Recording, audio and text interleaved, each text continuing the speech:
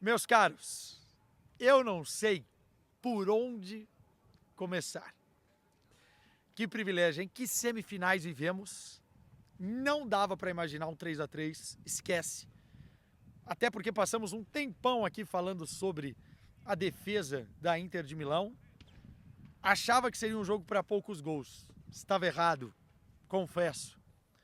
Porque o que aconteceu aqui foi um festival. Para mim, não vou ficar em cima do muro, tá? E eu vi grandes jogos essa temporada. Do que eu vi em loco, esse foi o melhor jogo da Champions. E olha que eu vi Benfica e Barcelona, que tinha sido muito divertida, é verdade, com algumas atrapalhadas ali, 9 gols e tal, mas não teve a qualidade, talvez, que esse enredo, que esse contexto que essa história teve, e também não teve nas individualidades a beleza e o brilhantismo que esse jogo teve. Eu poderia começar aqui com várias paradas e coisas diferentes, mas seria injusto. O mais justo é começar falando de Lamine Yamal. Eu não quero ficar puxando o saco e sendo demagogo aqui com esse moleque, mas eu tô impressionado. O Inzaghi deu uma declaração logo depois da partida que ele fala que em 9, 8 anos, nos últimos que ele viveu no futebol, não surgiu um jogador que ele ficou tão impressionado quanto Lamine Yamal. E ele fala mais, eu tive que colocar 3 jogadores para parar esse moleque. Esse moleque tem 100 jogos pelo Barcelona, 17 anos. E ele jogou essa semifinal e tirou o Barcelona do mato no primeiro tempo, especialmente o recorte do primeiro tempo, como um fenômeno. A palavra é essa. Eu sei que é um nome de outro fenômeno que passou pelo Barcelona, mas é fenomenal o que esse moleque está fazendo. Não é normal. O corpo ainda em desenvolvimento, o cabelo de moleque, as atitudes muitas vezes de um menino, e tá tudo bem, só que dentro de campo, cara, é um gigante. E ele não sente o peso. Tá lá ele, com seu cabelinho de miojo, com o seu calção baixo, e ele não sente o peso de uma semifinal de Liga dos Campeões. Do time dele tá perdendo por 2-0, ele não sente, e ele vai lá e tira o Barcelona do buraco. Se não fosse o Lamine Yamal hoje, a Inter estaria praticamente classificada. Porque é ele que assume a responsabilidade, que pede a bola, que vai para cima e que bagunça. Toca o zaralho, desculpem, para cima da defesa mais competente da Europa, cara. O que ele fez com o Di Marco aqui, ó, nesse canto, exatamente nesse canto, é de um brilhantismo tremendo. Tremendo. Veio o Bastoni, veio o Mkhitaryan, veio o Carlos Augusto no segundo tempo, todo mundo tentando parar. Impressionante o que o Lamine Yamal fez hoje. Já vou falar das jogadas dos gols, mas eu posso adiantar. Poucas vezes eu vi, e olha que eu já vi Messi em loco, Cristiano Ronaldo em loco, Neymar em loco, Mbappé em loco, Haaland em loco. Um cara tão brilhante e um jogo tão brilhante, um primeiro tempo tão brilhante como foi esse de Lamine Yamal. Fiquei impressionado. Fenomenal. Já vamos falar dos gols dele. Contando no contexto do jogo. A Inter de Milão sabia exatamente o que queria fazer, só que ela fez cedo. A jogada do gol da Inter de Milão sai muito cedo, mas era aquilo mesmo. Uma bola longa, uma escorada com parede de um centroavante, uma chegada de linha de fundo de um dos alas, no caso o Dumfries, cruzamento na área, só que aí veio a beleza de um time que, além de a arte de defender, é um time que também sabe agredir, porque tem condições e qualidade para isso.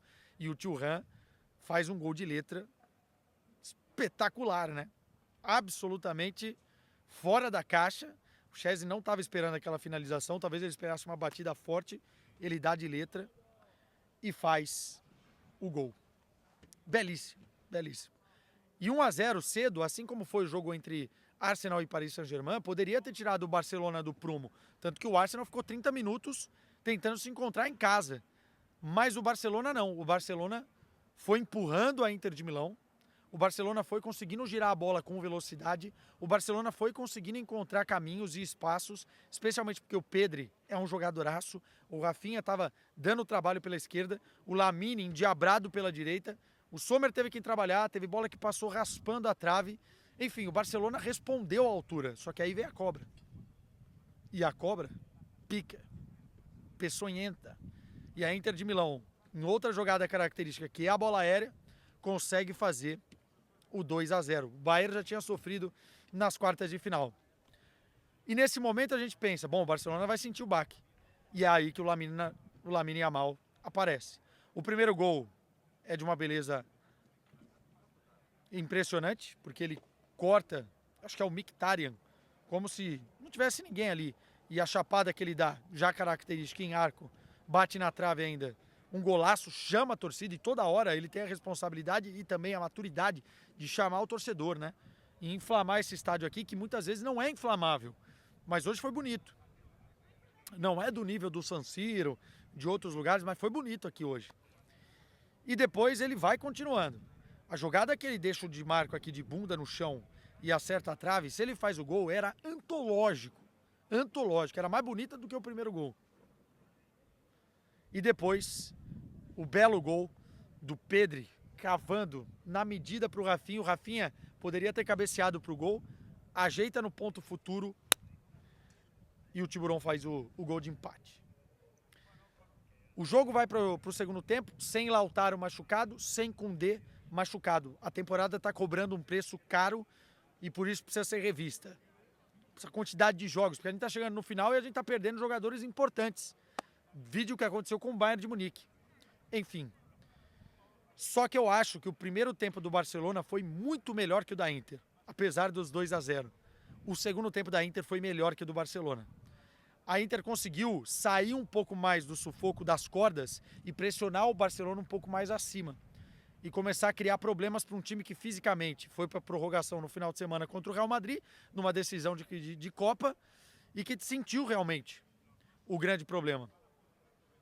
E a Inter foi criando contra-ataques, foi criando transições, coisa que não conseguiu fazer no primeiro tempo. A Inter não conseguiu encaixar contra-ataque pelo chão no primeiro tempo.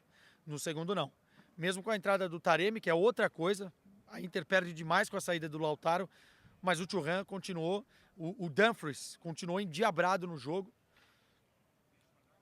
E aí, cara, que já tinha feito um gol de voleio, o Dumfries, enfim, faz o segundo dele no jogo. E o Barcelona vai lá e responde com um golaço. Foi uma noite de golaços, né? Do Rafinha. O Rafinha chegou e passou o Neymar, né? Com o número de participações histórico a temporada do Rafinha. E vai ser muito difícil a gente definir no final, se o Barcelona for campeão das paradas, quem vai levar a bola de ouro. Porque o Lamine jogando desse jeito aqui, nessa reta final vai ser complicado. Mas calma, que ainda precisa muita coisa acontecer. O Lamine fisicamente foi caindo no final do jogo, ele ainda não tem o corpo pronto para aguentar os 90 minutos no mesmo ritmo. Aliás, o primeiro tempo dele foi tão exigente, mas no final das contas o 3-3 foi um bom resultado. E foi um bom resultado para quem? O termômetro são as entrevistas depois do jogo. A Inter comemorou mais, o Barcelona sai chateado, porque o Barcelona empata ainda no primeiro tempo e tinha muito tempo para construir a vitória na sua casa. E se dessem um papel para a Inter de Milão assinar aqui com um empate antes do jogo, era totalmente assinado e validado pelos italianos. Leva um resultado interessante para a Itália, mas está tudo aberto no San Siro. Vamos ver que condição física de jogadores. Acho que o Lautaro não deve voltar, o Koundé também não deve voltar. Mas será uma grande noite no San Siro novamente. E depois desse jogo promete ainda mais. Eu estou muito feliz. Porque eu vou lembrar desse jogo aqui para sempre. E da atuação do Lamine para sempre. Dos golaços da Inter de Milão. Voleio do Dumfries. Letra do Thuram. Noite bonita. Noite bonita. Obrigado pela companhia, viu? Voltamos para falar disso aqui na semana que vem. Mas ainda tem muito para a gente conversar durante essa semana.